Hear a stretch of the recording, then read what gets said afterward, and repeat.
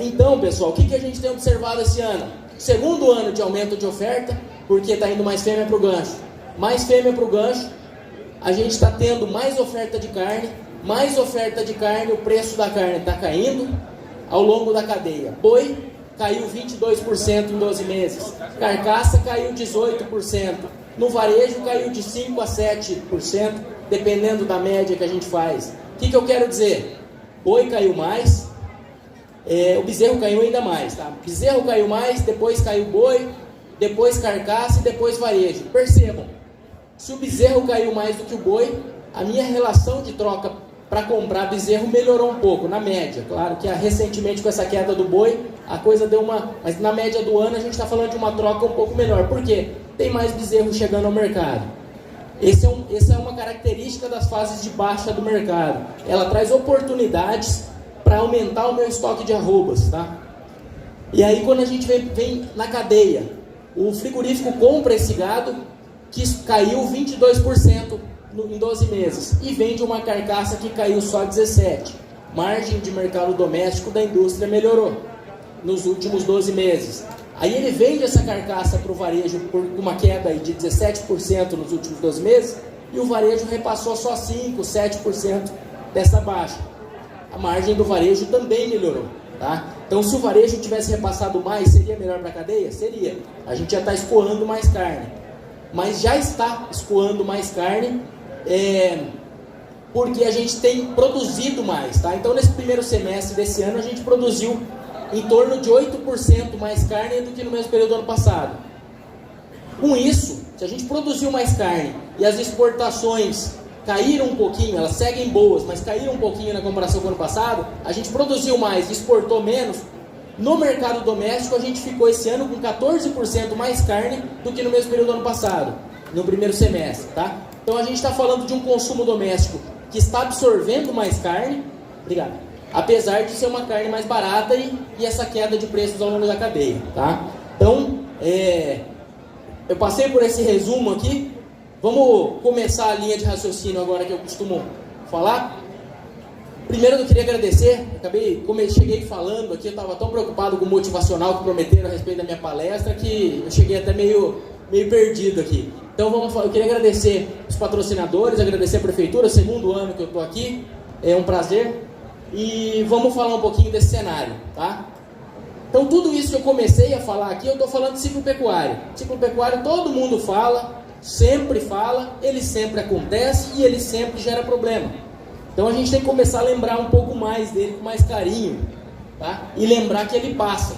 Porque quando a gente está na fase de alta, parece que a alta não vai acabar.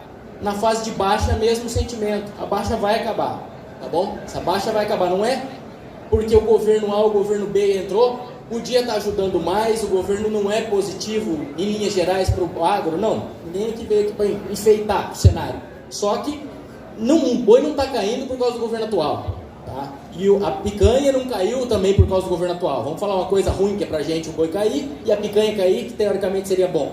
Nenhum nem outro é por causa do governo. Isso é por causa do ciclo, mais oferta de gado, tá? Então vamos passar aqui, ó. Resumindo o ciclo pecuário, na fase de alta, a pecuária é o melhor negócio do mundo. Falaram aqui do agro, o agro venceu, né? Teve essa frase aqui no começo. Isso é uma das músicas que saíram no ano passado, nos últimos anos. De 19 a 21 tinha música da pecuária, os meninos da pecuária. Tem clipe do pessoal em cima do mangueiro fazendo conta quanto um caminhão dava de resultado e assim por diante. Então é o melhor negócio do mundo. E quando vira na baixa, é o pior negócio do mundo, tá? Então vamos falar um pouco do cenário. O que a gente tem? Problemas sanitários. Ó, vamos desenhar um cenário aqui. Problemas sanitários, gripe aviária, gera mais concorrência com frango, preço em queda, abate de fêmeas em alta. Que ano que eu estou falando aqui? É hoje? Alguém se arrisca? Estou falando de hoje ou não? Aqui, ó, o ano. E se eu pegar aqui, eu consigo fazer o paralelo. A gente não teve vaca louca esse ano?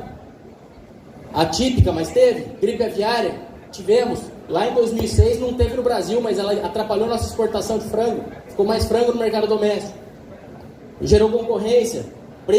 nos piores preços da história da pecuária, a gente estava lá em 2006, tá? Média de R$48 em valores nominais, depois eu deflaciono isso. E os abates de fêmeas em alta, tá? Então, eu queria só lembrar que depois de 2006 o mercado passou, teve momentos bons e assim por diante. Então, se a gente pegar e for desenhar o que a gente tinha lá em 2006, em meados do ano, e o que a gente tem hoje, vamos fazer um paralelo, tá? A gente tinha uma arroba já trazendo para valores de hoje. Isso eu já estou pegando aquele valor que era 48 na época. Se eu pegar um romaneio da época, era R$48. Aí eu deflaciono. Quer dizer o quê? Eu trago para quanto que isso equivale hoje. Eu tinha uma arroba em 2006, aqui em junho, de R$158. A arroba tinha caído, naquela época ela tinha caído 39% desde a máxima, também em valores atualizados, tá? O bezerro, ele valia R$1.200, tinha caído 37% desde a máxima, que tinha sido a máxima anterior, R$1.900. Isso é tudo moeda de hoje, tá, pessoal? É tudo, dá para comparar com o que a gente está negociando hoje. É o mesmo real. E agora em agosto, a gente está com uma arroba média, claro que eu sei que agora a gente já está falando menos que isso, eu estou falando a média aí dos primeiros 20 dias de agosto praticamente. R$234 em São Paulo, uma queda de 30% desde a máxima, que foi agora 2022, 338. Um bezerro de R$2.000 aqui, uma queda de 41% desde a máxima, que foi 3.300. Isso aqui médias mensais, valores máximos ali dentro do mês ocorreram acima disso. Tá? E daí o que eu quero dizer com isso? Depois eu vou mostrar o que aconteceu depois ali de 2006, que foi um período de desinvestimento como o atual. Tá? O pior negócio do mundo é a pecuária hoje. Todo mundo, ou muita gente, sai da atividade, diminui a produção de bezerros, daqui 2 anos a pecuária volta a ser um dos melhores negócios do mundo. Tá bom? E aí, um exemplo aqui, por exemplo, a relação de troca, pegar uma caminhonete, aí a gente tem um maquinário aqui como exemplo, tudo. Quando a gente está na fase de alta, a gente precisa de menos produto para comprar um maquinário, por exemplo, ou uma caminhonete. Eu não sei se dá para ver daí, mas em 2021 a gente precisava de 788 arrobas para comprar uma caminhonete. Agora esse ano a gente precisa de 1.050 arrobas. Então eu estou falando aqui de 270 arrobas a mais ou menos. Tá bom? Só que quando a gente olha num histórico, a gente já teve momentos aí de precisar de mais de 1.500 arrobas, tá? O que eu quero dizer? Que a coisa tá boa? Não, o mercado caiu. O ano passado estava melhor? Estava muito melhor. Tá difícil? Tá difícil. Mas quando a gente vai jogando em perspectiva, a gente não está falando dos piores preços da história. O que aconteceu esse ano, a gente teve foi uma queda muito forte. Essa queda de 18% de janeiro a agosto, ela foi a maior queda da história, pelo menos aí desde o início do Plano Real. Janeiro a agosto, tanto que o boi caiu esse ano. Essa sim é uma queda recorde. Agora, quando eu falo de preço, em relação a outros insumos, outros produtos, eu não estou falando historicamente do pior momento, tá, pessoal? Quando eu faço uma relação aqui de quantas arrobas eu preciso para pagar um salário mínimo. Na média de 23 eu preciso de 4,7. Já precisamos aqui de 6 arrobas, tá? Atualmente precisa de 6 arrobas, com esse valor recente, mas na média do ano, e aqui a gente está falando, todos eles são médias, tá? E aí o histórico do mercado, aqui aqui junho de 2006, que eu comentei, arroba de 158, 159 reais. 2008 ela chegou a 250 e as oscilações, isso aqui já é tudo trazido para agora, tá? Aqui o pico de preço que a gente tem, onde a gente está hoje. Então o que eu quero falar aqui? Em junho de 2006, a gente tinha uma arroba de 160 reais, em valores de hoje. Em junho de 2007, essa arroba custava 180, ela tinha subido 13%. Em junho de 2008, ela tinha subido 58% versus junho de 2006. Quero dizer que a arroba vai subir 60% nos próximos 2 anos? Não sei, não tenho bola de cristal. O que eu quero dizer é, o desinvestimento, esse desânimo que está na cara de todos nós, isso gera diminuição da produção de bezerro nos próximos anos e gera aumento de preço, tá, pessoal? É assim há décadas. Nos Estados Unidos, o mercado está com menos oferta, os preços estão a R$100, $100 uma arroba. Então, esse ciclo, ele faz parte da realidade. É bom? Não. Melhor que não tivesse, que o preço ficasse mais estável, que não desse essas pancadas? Sim, seria. Só que é o que a gente tem aqui na nossa realidade. Então, a questão é, esse momento de desinvestimento, ele gera diminuição de oferta. E aí a gente entra no clássico aqui, gráfico do ciclo, né? Que a gente teve investimento com retenção de fêmeas entre 2020 e 2021, aumentou a oferta de bezerros 22, diminuiu a rentabilidade da cria, 22 e 23 a gente está tendo mais abate de fêmeas, diminuindo o meu efetivo de fêmeas, vai diminuir minha oferta de bezerros nos próximos anos, tá? E o mercado volta para a fase de alta. Aqui no rebanho de matrizes nos últimos anos, como é que aumentou? Mas o foco aqui que eu gosto de observar é isso aqui, ó. Em 2020, as matrizes, o rebanho de matrizes de corte aumentou 2,6%. Em 2020, as matrizes de corte geraram os bezerros de 21, que foram desmamados em 22, aumento de 2,6%. Em 21, o aumento das matrizes de corte foi de 1%. Prenheses 21, nascimentos 22, bezerros vendidos agora. E 22, bezerros nascidos 23 a serem vendidos em 24. Teve um aumento ainda, mas praticamente estável. O que eu quero dizer? A gente vai indo na direção de uma desaceleração dessa oferta, como o ciclo geralmente faz, tá? Doses de sêmen de corte vendidas. Em 2018 eram 10 milhões de doses vendidas, chegou a 20 milhões em 2021. Há mais uso de genética, mais tecnologia, evolução da pecuária e essa linha toda. Em 22, com desestímulo de preços, diminuiu um pouco. Isso aqui já demonstra esse desinvestimento que vai gerar menos produção de bezerros, tá? Porcentagem de matrizes inseminadas. Em 21, 1/4 das matrizes foram inseminadas. Quer dizer o quê? De cada 4 matrizes, uma foi inseminada. Que é justamente a oferta de bezerros que a gente tem atualmente, tá? 21, foi inseminada em 21, nasceu em 22, está sendo vendido em 23. Então, o que a gente tem hoje é um bezerro barato, que não é bom, mas é um bezerro barato, e é um bezerro que tem, na média, a melhor genética aqui da história, tá? Na média nacional. Por quê? Porque de cada 4 fêmeas, uma foi inseminada. Ah, mas meu touro é bom. Tá bom, teu touro é bom, mas os melhores touros vão para centrais de regra.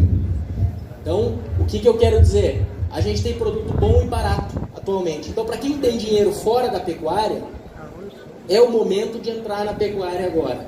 Por incrível que pareça, é o momento de entrar na pecuária na nossa visão. Tá? Eu não estou falando que é comprar esse ano, o ano que vem o mercado explodir. Não.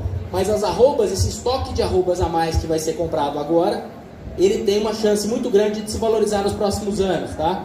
Na nossa visão, pelo ciclo pecuário e décadas de ciclo pecuário aí que a gente observa. Então isso aqui é o que aconteceu no primeiro trimestre de 2023. A gente teve um aumento de 4,8% nos abates gerais, tá? Quando a gente pega o primeiro semestre, isso já aumentou 8%. Por quê? Principalmente pelo aumento de abate de vacas e de novilhas. Esses novilhos aqui, eles aumentaram percentualmente até mais, mas como o número absoluto de novilhos é menor, eles impactam menos. Então o que manda na oferta de gado e o que manda na oferta de carne são as fêmeas. E quem manda na oferta de fêmeas é o preço do bezerro.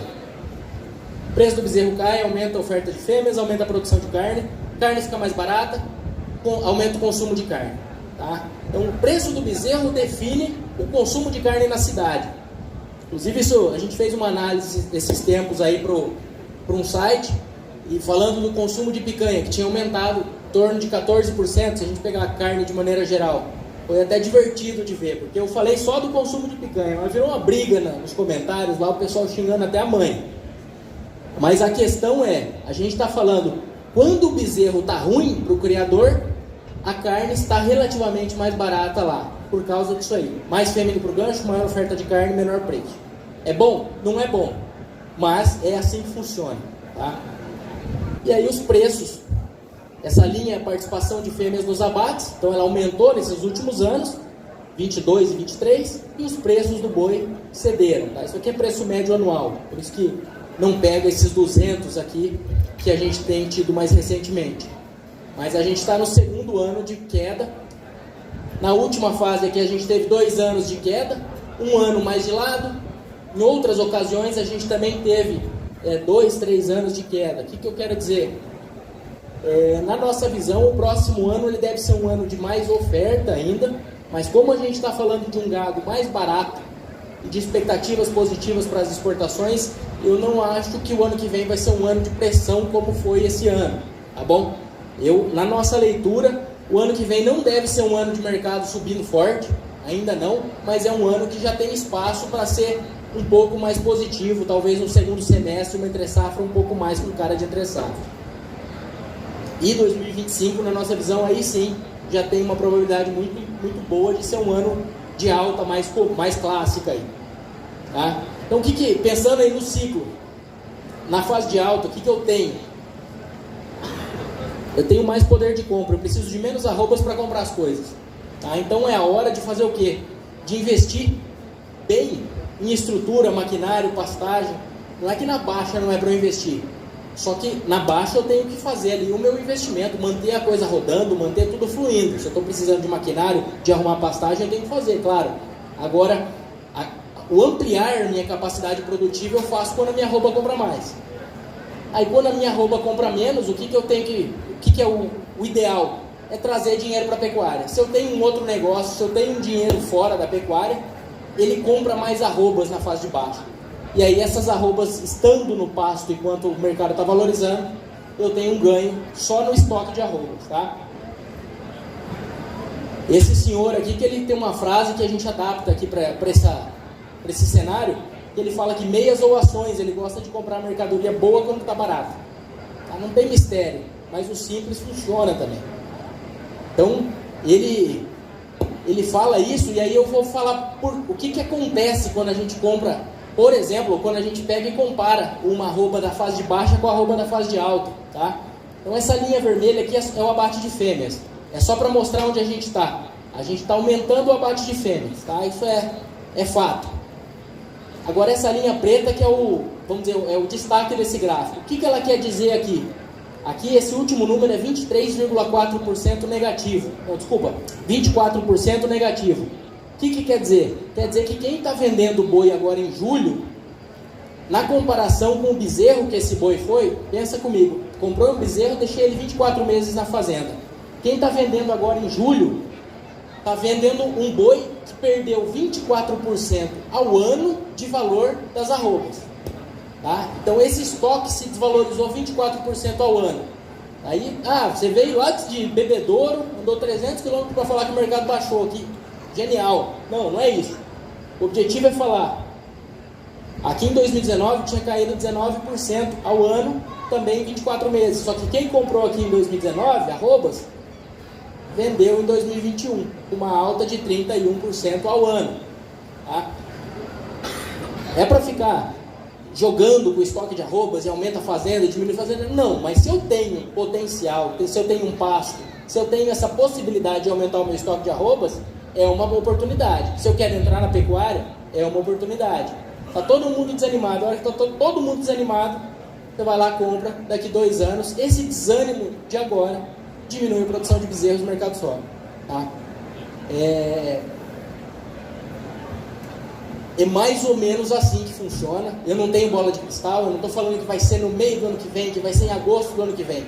Mas esse desânimo, essas fêmeas que estão indo prenhes para o gancho, porque o pecuarista não está nem com gosto de fazer toque direito, está mandando para o gancho, porque está desanimado com a atividade, esses bezerros aí eles não vão nascer e eles vão diminuir a oferta em algum tempo, tá bom? Então não tem muita saída. Eu só não tenho bola de cristal para falar vai ser em determinada data. Nossa expectativa é 25, o mercado bem mais positivo, mas 24 talvez o mercado firmando aí, talvez um segundo semestre mais animado. Então eu falei da oferta, né, que na nossa visão é a base do que gera preço. Só que aí a gente tem outros 2 componentes, que a gente tem demanda externa e demanda doméstica. Eu vou passar um pouco por elas. Quando a gente fala demanda externa, a gente também está com boas expectativas. Expectativa de recorde na exportação esse ano, inclusive. O problema está sendo o preço médio. E a oferta? Se a gente tivesse pouca oferta aqui, a China ia estar pagando um pouco mais pela carne, porque a gente ia ter pouca oferta. Agora a questão é, existe gado, a gente está com 8% a mais de abate, então não está sendo necessário necessário pagar mais pela arroba. Infelizmente, é a realidade. Não queria que fosse, tá, pessoal? Também tem gado para vender. Exportação. Isso aqui é o que aconteceu no ano passado. Ó. Só maior volume já exportado de carne bovina. A gente aumentou 28% o volume, receita em dólares 48% e preço médio aumentou 11%. Então o ano passado foi o melhor ano de exportação da história. Esse ano a gente está com essa linha vermelha aqui, ó. Essa linha marrom foi o ano passado, exportações mês a mês. E a linha vermelha esse ano. O que eu quero dizer? A gente teve esse problema aqui com a vaca louca típica, diminuíram essas exportações nesse período, mas a gente já subiu e já quebrou recorde para junho. Agora julho foi um pouco menor, mas em agosto a gente está com um volume parcial maior do que agosto do ano passado. Se a gente continuar no ritmo que tem sido observado para agosto, a gente vai exportar mais carne que em agosto de 2022. E agosto de 2022 foi o ano que a gente mais exportou carne na história. Não para agosto, para todos os meses. A gente nunca antes exportou mais do que 203 mil toneladas no mês, considerando carne in natura. Se a gente mantiver o ritmo, a gente vai passar disso, tá? Então, o escoamento no mercado internacional em volume está indo muito bem. O problema é que, pela oferta de gado aqui, a gente está tendo preços médios menores. Para onde que vai essa carne? A China é o nosso principal comprador, né? Isso não é segredo. Estados Unidos também tem relevância, nosso segundo principal comprador. Isso aqui são dados fechados do ano passado. China esse ano comprou no primeiro semestre em torno de 58%, um pouco menos de participação. E aí a gente vai pegando outras notícias que a gente foi tendo ao longo desse ano que vão ajudando a manter um cenário mais positivo para a exportação, tá? Exportação de carne bovina para o México, ela foi aberta. Estados Unidos, as expectativas do próprio Departamento de Agricultura dos Estados Unidos são essas aqui, ó. Para exportação, a linha azul, e para importação, a linha vermelha. O que eu quero dizer com isso? Enquanto a gente está aqui numa fase de mais oferta de gado, eles estão na fase de menor oferta. O preço lá, como eu comentei, está 97 dólares uma arroba. A nossa arroba aqui, convertendo para dólares, está 42, 43. Então, a arroba deles está valendo o dobro da nossa, mais do que o dobro. Isso faz o quê? Isso diminui a exportação. Então, a expectativa deles mesmos é que eles exportem menos do que importem esse ano. Então, eles vão deixar de ser exportadores concorrentes líquidos para se tornarem compradores líquidos de carne bovina, tá?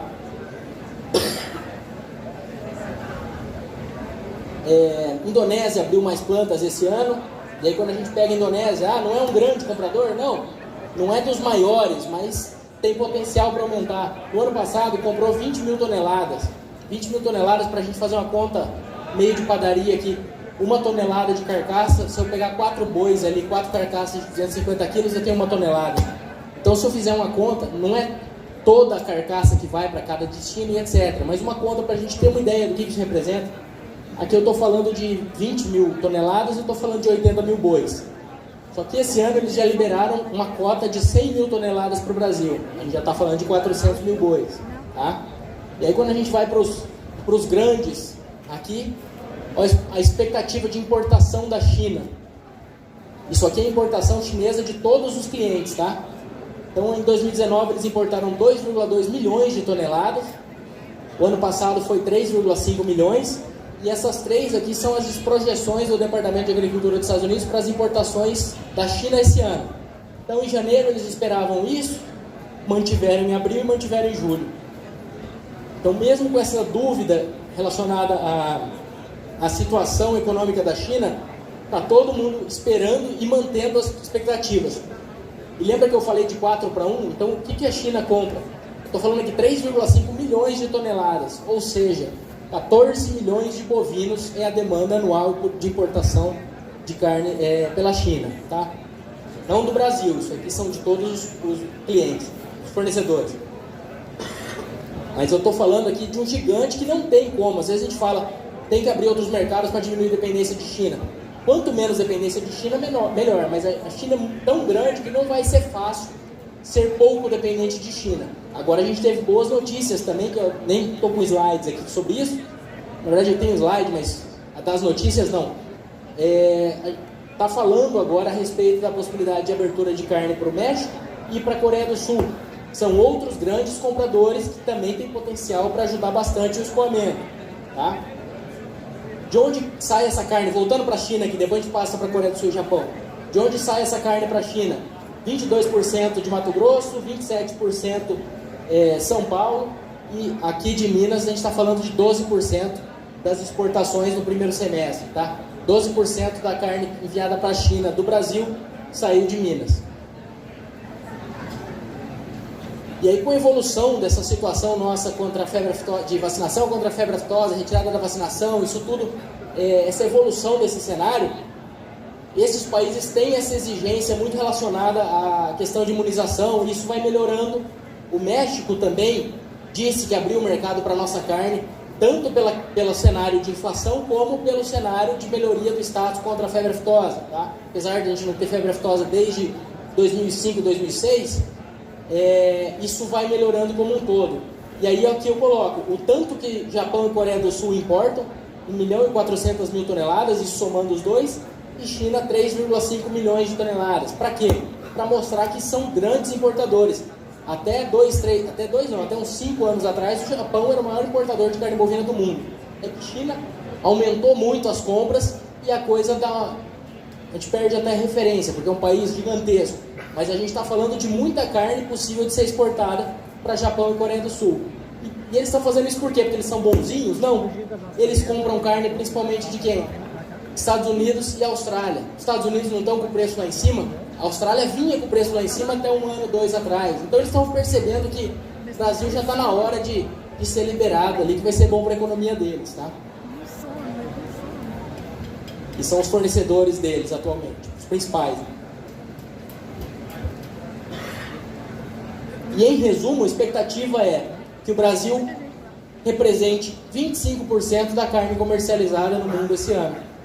Por isso que o Brasil incomoda, tá? Não é porque estão preocupados com eventuais problemas, que a gente também, a nossa pecuária não é perfeita, etc. Tem melhoria sempre, mas é isso aqui que incomoda.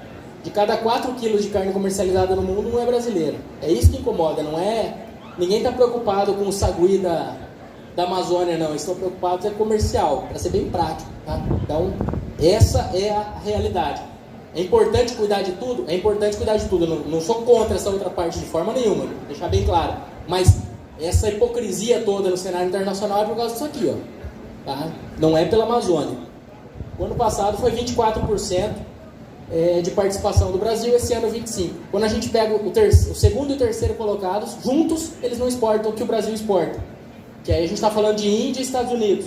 Juntos eles têm uma participação de 24%, tá bom? Então, é muita carne, muito potencial e dá para exportar muito mais. Por isso que incomoda tanto. Eu não estou dizendo que não tem ajustes, que a gente não pode melhorar em diversos aspectos, tá? Só deixar muito claro isso. Mas, o que incomoda é o financeiro. Economia e demanda. Então falamos, cenário internacional, temos expectativas positivas, tem muito volume para ser mandado para fora e para os próximos anos a expectativa não é de diminuição desse volume. China não vai parar de comprar carne e nem vai começar a produzir carne suficiente para parar de comprar. A questão a gente está falando de preços menores no mercado internacional. Isso é um ponto que tem atrapalhado a coisa. E no mercado doméstico, como eu comentei, a gente absorveu em torno de 14% mais carne esse ano no primeiro semestre, na comparação com o mesmo período do ano passado. Por quê? A carne está mais barata. Tá? Então, alguns pontos aqui, pensando em mercado doméstico. A desocupação, a gente passou por pandemia, passou por guerra. Então, a gente teve esse choque todo de desocupação e agora a desocupação está mais contida. A gente está falando de 8% de desemprego aí, nos últimos dados disponíveis. Isso ajuda o consumo? Ajuda. Eu diria que o cenário econômico atual começou 2023 melhor do que nos últimos anos. O que a gente está tendo hoje é dúvida do que vai acontecer para frente. Reforma tributária, como que isso vai evoluir, como que isso vai impactar a economia. Então são pontos. Eu acho que a reforma tributária, o jeito mais simples de resumir vai ficar mais fácil pagar mais imposto. Tá? Por quê? Porque eles vão simplificar, mas a gente vai continuar com a carga tributária até superior à atual. Porque a gente não está falando de ninguém economizando no governo. Pelo menos eu não estou vendo daqui. Tá? Então, em resumo, é isso. Isso por si só vai segurar o consumo de carne? Eu acho que não, mas são pontos a serem acompanhados dentro da ótica econômica aí. Quando a gente fala de inflação, a gente está com expectativa de 4,8% de inflação para esse ano, para o ano que vem de 3,9%. Essa expectativa mais contida de inflação tem permitido uma diminuição da taxa de juros, positivo para consumo. Agora a gente teve o reajuste dos combustíveis. Até que ponto isso vai afetar a expectativa de inflação e vai permitir que o Copom continue segurando os juros? Vamos acompanhar também. São pontos que têm que ser acompanhados de perto. Isso, por sua vez, taxa de juros e economia influencia o câmbio, que influencia o mercado internacional. Mas a gente está falando aí de uma expectativa de câmbio de R$ 4,90 a R$ 5,00 para esse final desse ano e ano que vem também. Então, é um câmbio que não atrapalha as exportações, vamos dizer assim. Dá para exportar bem nesse câmbio. Intenção de consumo das famílias, ó, a gente está falando aqui de 2023 é a linha azul, não vou ficar entrando em muito detalhe, mas a gente está falando de uma intenção de consumo melhor do que nos últimos anos, tá? Essa queda forte foi a chegada da pandemia.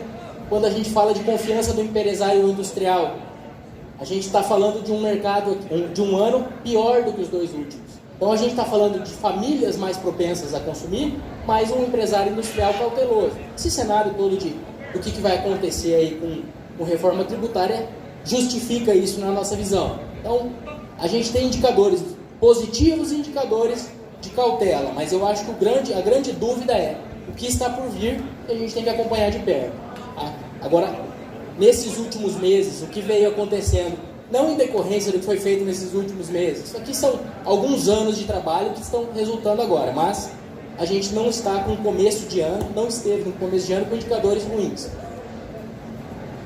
Mundo afora, a gente tem um cenário de inflação, tá? Isso aqui é só para mostrar como que a inflação está distribuída mundo afora, expectativa do FMI, aumentou a taxa de juros no mundo inteiro e gerou aí uma expectativa de crescimento mais tímido para 23 e 24, tá? Isso aqui é crescimento da economia global, economias avançadas, 23 e 24 um pouco mais tímido, e aqui as economias emergentes. A China está nas emergentes, por isso que ela segurou em alta ali. Muitas outras cederam um pouco. E China também, todo dia a gente tem notícias mais positivas ou mais negativas a serem acompanhadas aí do país. Vamos vendo como é que vai evoluir. Então, o que eu comentei a respeito do escoamento, eu trouxe um resumo aqui. A gente tem mais fêmea indo para o gancho esse ano, produzindo mais carne, exportação. Por que menos? Acabei de falar que vai melhorar, tá ficando louco? Não. Aqui a expectativa é, no ano, uma melhoria. No primeiro semestre, a gente teve uma pequena queda de 5%.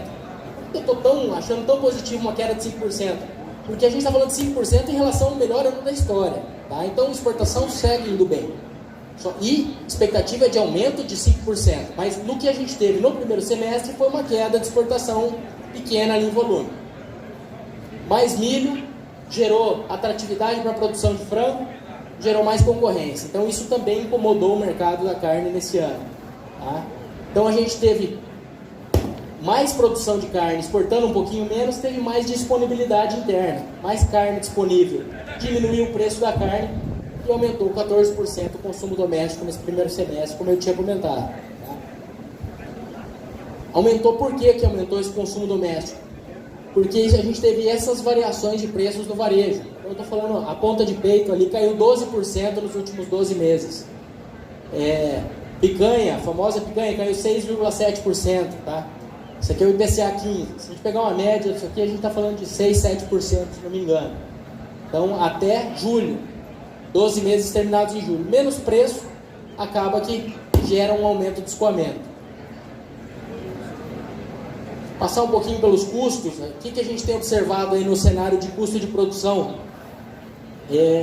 A gente está falando de 72% da safrinha colhida, tá?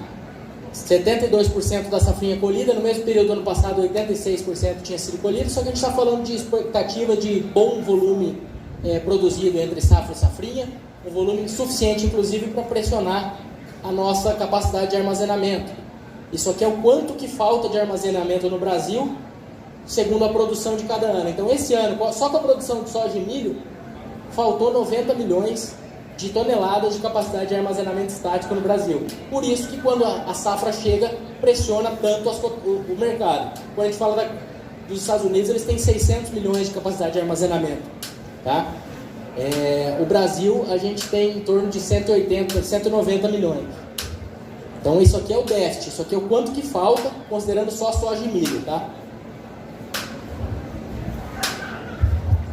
Em Minas Gerais, por exemplo, a capacidade de armazenamento equivale a 68% da produção de soja mais milho. Só para a gente ter uma referência regional aqui. E isso tem gerado essa pressão, gerou esse mercado mais pressionado. Isso aqui é o que o milho que veio acontecendo nos últimos meses. E agora, de maio em diante, a gente tem trabalhado com esse mercado mais pressionado. Isso aqui é o mercado futuro. O que o milho está esperando, o que o mercado está esperando para os próximos meses. Quando a gente faz uma média aí do que o mercado futuro está apontando, a gente está falando de uma média para 23, com o que já aconteceu e com expectativa de 25% a menos do que no ano passado, para o ano que vem, mais uma queda de 4,8%. Isso aqui é a expectativa do mercado futuro para milho de 2 dias atrás. Tem muita coisa para acontecer, mas a safra norte-americana está um pouco mais comportada, aquela que vinha tensionando bem o mercado, deixando o mercado com dúvidas. Ela parece que vai ter uma produtividade mais dentro da normalidade, aí, acima dessas 380 milhões de toneladas. 30 milhões de toneladas a mais que o ano passado, pelo menos. Tá? Então, nos últimos 12 meses, o que aconteceu aqui, só para a gente ter um resumo, que eu comentei lá no começo, quando a apresentação não estava ainda na manga, mas o boi gordo caiu 25%, isso aqui considerando médias mensais, tá? Agosto, se a gente pegar o valor de hoje, ele caiu mais do que isso, mas a média mensal ele caiu 25%, bezerro e milho caíram mais, ou seja, a troca melhorou, boi magro caiu um pouquinho menos, então nesse momento a troca piorou um pouquinho em 12 meses, pro frigorífico ele está comprando mais barato e a margem melhorou, porque ele está vendendo uma queda menor, e o varejo também. O que ele compra caiu 17%, o que ele vende caiu 9% em 12 meses. Tá? Esse é o resumo da cadeia da pecuária de corte nesses últimos 12 meses. Falando em El Niño aqui, a gente veio nos 3 últimos anos falando de Laninha. O que o Laninha, vinha em Laninha, né? Laninha é a temperatura do Pacífico mais fria, o que isso causa? É mais chuva no sul, é seca no sul e mais chuva para o norte. E agora a gente está indo para um período de El Niño. El Niño a gente está falando de mais chuva no sul, mais chuva no sul e mais seco no norte. Então, isso aqui é a probabilidade de El Niño nos próximos trimestres, ou seja, a gente está falando de El Niño quase com certeza aí dentro do que o clima permite. O que o El Niño faz aqui no Brasil, na América do Sul, é calor e seca mais ao norte e mais chuvas para a região mais centro-sul. A região mais central do Brasil tem vamos dizer, os efeitos são menos claros do que na região norte e nordeste com seca e chuva mais para o sul.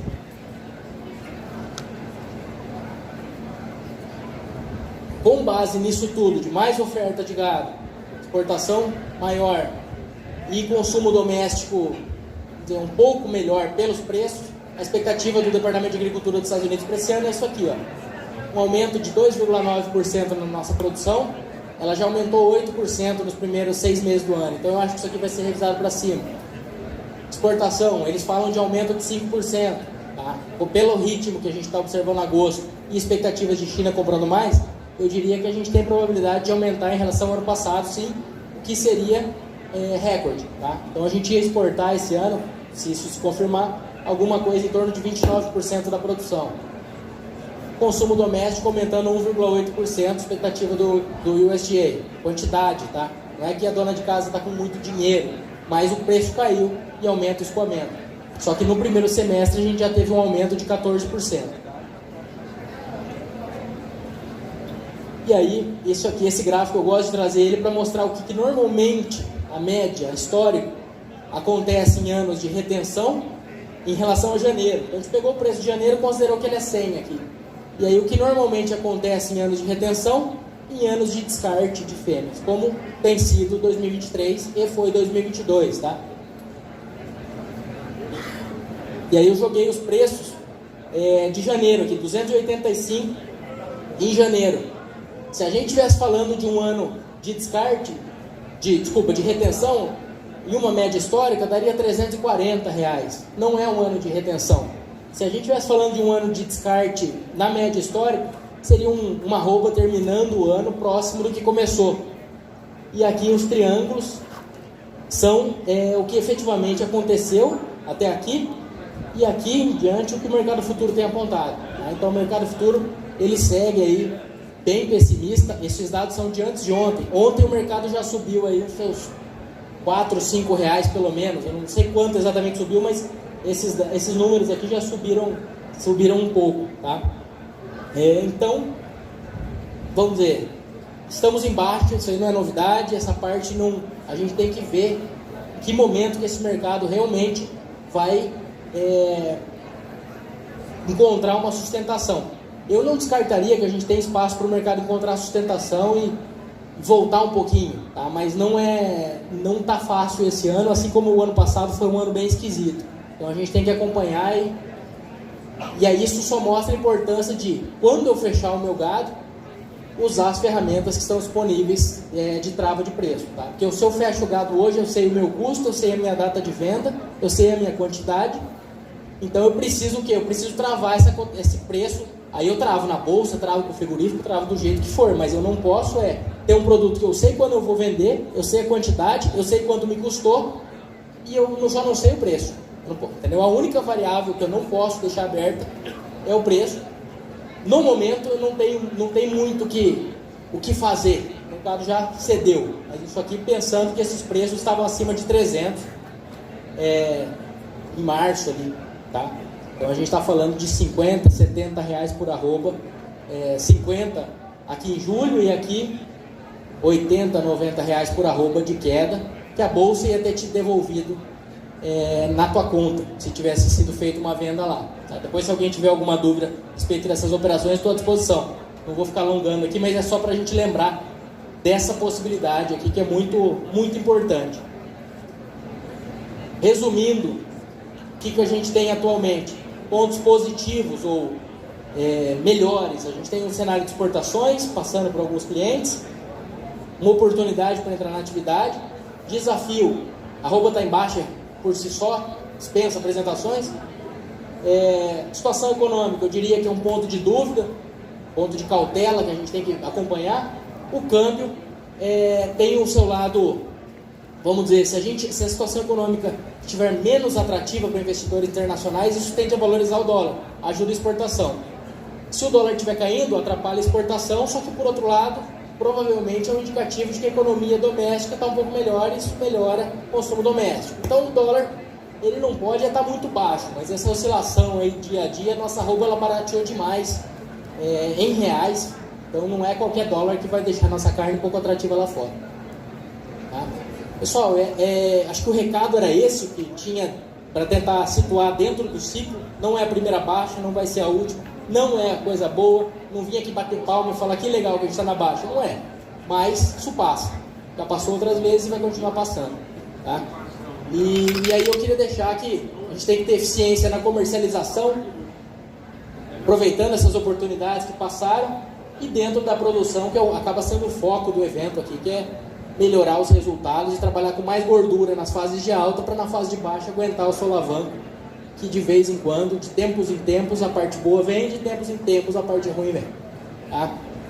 É isso, agradeço a atenção, estou à disposição para perguntas, agora ou depois também, aí, se alguém quiser vir falar comigo, eu estou à disposição, vai ser um prazer. Obrigado, pessoal.